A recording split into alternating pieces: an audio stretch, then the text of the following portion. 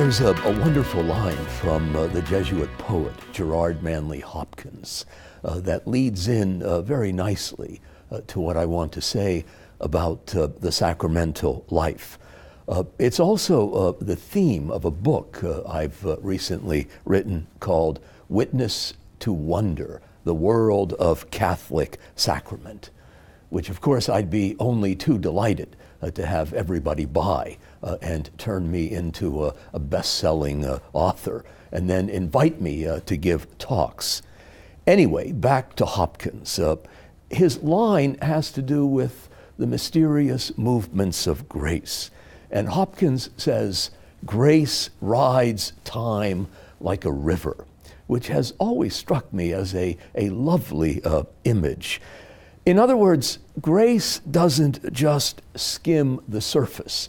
It doesn't hover above the flux, but it penetrates the whole marrow of the created world. It plunges deep down into this material universe so that it might finally reveal what I would call the Christic possibilities of life, which lay hidden beneath the surface.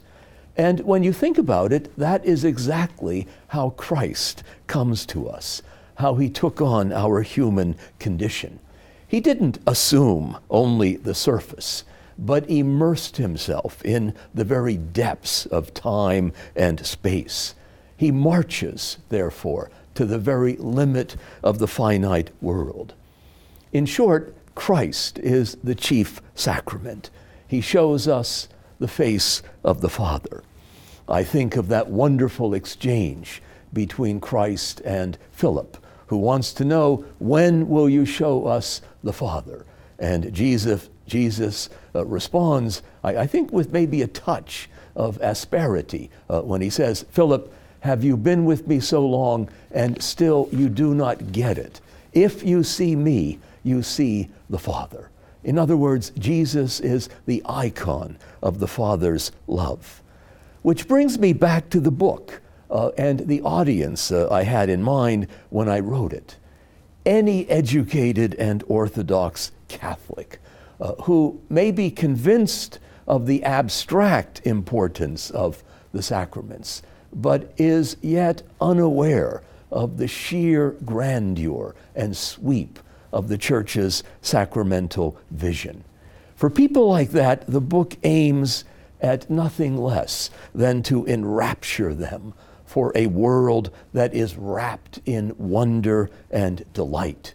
These are the staples of the Church's sacramental life.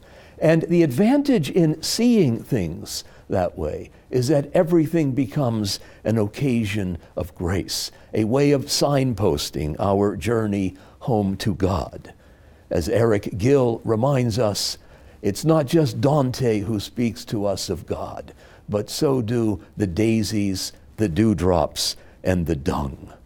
The book aims to renew the springs of the Church's sacramental life, so that we might trip over the wire of wonder throughout this whole blooming world. Thanks for listening.